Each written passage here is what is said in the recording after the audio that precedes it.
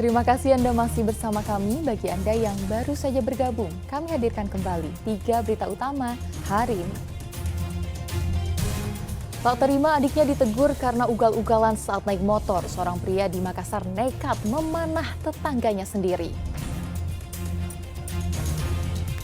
Merusak keindahan kota, Satpol PP Kabupaten Sinjai menertibkan baliho dan atribut bakal calon legislatif yang terpasang di pohon. Tak hanya destinasi wisata pantai, Kota Makassar juga menyimpan sejarah makam pahlawan Pangeran Diponegoro.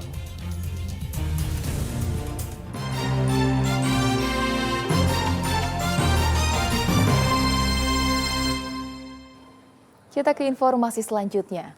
Kebakaran melanda sebuah rumah seorang warga di Desa Bungi, Kabupaten Pinrang pada Rabu petang. Api yang berkobar diduga bersumber dari sisa pembakaran sampah di halaman rumah yang dilakukan sang istri. Assalamualaikum, mohon bantuannya pemadam kebakaran. Video amatir merekam kebakaran menghanguskan rumah permanen milik Bahar warga Desa Bungi, Kecamatan Duam Panua, Kabupaten Pinrang. Api diduga bersumber dari sisa pembakaran sampah yang dilakukan sang istri. Meski tak ada korban jiwa, namun korban mengalami kerugian material hingga puluhan juta rupiah. Warga mengingat cuaca sekarang agar lebih waspada, menjaga kemungkinan baik itu berupa alat rumah tangga, elektronik, terutama ketika meninggalkan rumah agar mematikan kompor ketika memasak. Ketika membakar sampah, himbau kepada masyarakat untuk memadamkan apinya dan memastikan api sudah padam. Sebelum kejadian ini, istri Bahar dikabarkan sempat membakar sampah di halaman rumah dan kemudian meninggalkannya. Sisa pembakaran itulah yang diduga beterbangan dan mengenai tumpukan pakaian sehingga api membesar dan merambat ke bagian plafon serta seluruh bagian rumah. Suardi Gatang melaporkan dari Pinrang. Satpol PP Kabupaten Sinjai melakukan penertiban baliho dan poster bakal calon legislatif yang terpasang di pohon. Penertiban dilakukan karena dianggap merusak lingkungan, khususnya pohon yang berada di ruas jalan kabupaten. Satuan Polisi Pamong Praja Kabupaten Sinjai menertibkan baliho dan poster bakal calon legislatif yang dipasang pada pohon dan tiang listrik di sejumlah ruas jalan kabupaten seperti di sepanjang Jalan Persatuan Raya Sinjai. Banyak baliho bacalek mulai dari poster bacalek kabupaten, bacalek provinsi, bacalek DPR RI hingga poster calon gubernur.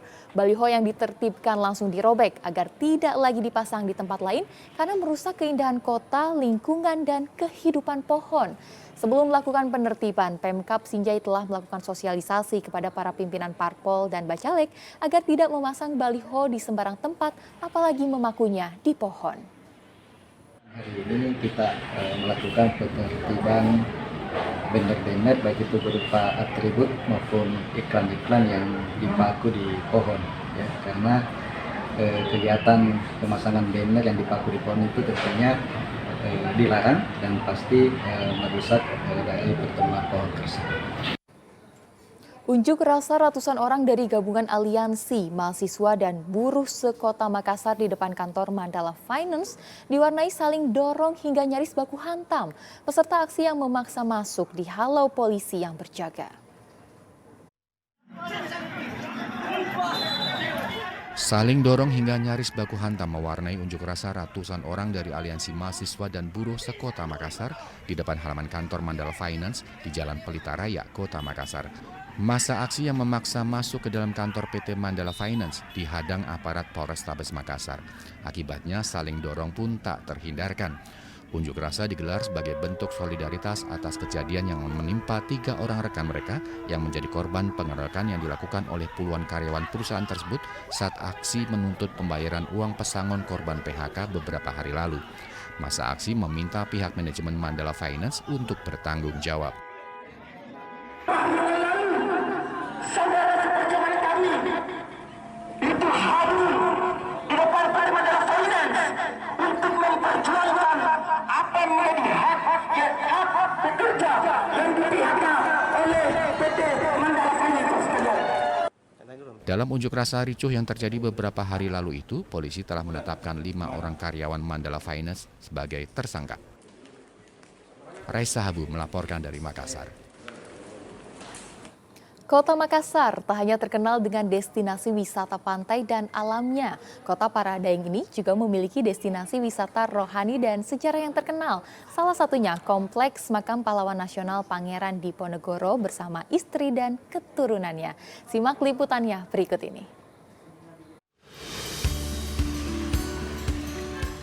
Makassar selain dikenal dengan kuliner khasnya serta belasan benteng peninggalan Belanda yang berdiri kokoh hingga kini, Kota Parahadaeng ini juga memiliki keunggulan lain, yakni Kompleks Makam Putra dari Sri Sultan Hamengkubuwono III yang berada di Jalan Pangeran Diponegoro, Kelurahan Melayu, Kecamatan Waju, Kota Makassar.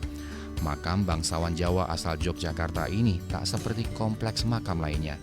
Makam ini berada di tengah-tengah kawasan bangunan pertokoan dan permukiman padat penduduk. Di dalam makam terdapat sekitar 100 makam terdiri dari makam Pangeran Diponegoro dan sang istri Raden Ayu Ratu Ratnaningsih, putra-putrinya, cucu beserta beberapa pengikut dan kerabatnya. Ada pula bangunan musola kecil dan sebuah pendopo yang berisi tempat duduk dan beberapa lukisan Pangeran Diponegoro serta dokumen resmi Kerajaan Yogyakarta untuk menjaga dan melestarikan makam Pangeran Diponegoro yang lahir di Yogyakarta pada 11 November 1785 itu. Kebersihan di kompleks makam ini sangat terjaga karena dirawat oleh juru kunci makam yang merupakan keturunan atau generasi kelima dari Pangeran Diponegoro. Diketahui Pangeran Diponegoro menjalani masa pengasingan pada masa penjajahan Belanda di Benteng Ujung Pandang yang kini bernama Benteng Fort Rotterdam. Pangeran Diponegoro kemudian menuliskan wasiat agar dimakamkan di pesisir pantai bagian utara Kota Makassar. Keturunan kelima ini pun memilih mengikuti wasiat Pangeran Diponegoro agar merawatnya sampai sekarang. Menurutnya, Pangeran Diponegoro memilih dimakamkan di Makassar untuk menghindari pengkultusan atau penghormatan secara berlebihan dan penghormatan resmi dalam agama. Kenapa beliau dimakamkan di sini? Inilah alasannya kenapa beliau dimakamkan di sini. Ya, karena kadang kalau saya ke Jawa, saya lihat potretnya di Jawa, jangankan selevel beliau, jauh-jauh prajuritnya beliau, itu di Jawa sangat dimuliakan loh. Iya, cuma saya sebagai pribadi, waduh, hati-hati yang begini. Karena yang begini loh, ya nanti kalau buat saya, generasi saya, mungkin kalau yang di bawah nanti, seakan-akan nanti ini berubah itu, nanti bisa-bisa dikutuskan. Kultuskan, waduh, bisa-bisa kan ruang dan celahnya orang bisa musyrik loh. Pangeran Diponegoro melakukan perlawanan kepada penjajah Belanda dalam Perang Jawa sejak tahun 1825 hingga 1830. Perlawanan Diponegoro dan pengikutnya berakhir saat ia ditangkap setelah dijebak dalam perundingan dengan Belanda pada tahun 1830. Pangeran Diponegoro kemudian diasingkan ke Manado dan selanjutnya ke Makassar hingga wafat pada tahun 1855. Pangeran Diponegoro wafat pada usia 70 tahun dalam masa pengasingan. Adi Muhammad Sardi melaporkan dari Makassar. Informasi tadi mengakhiri jumpa kita hari ini. Atas nama rekan yang bertugas, saya Tia Anissa mengucapkan terima kasih atas kebersamaan Anda. Selamat beraktivitas dan sampai jumpa.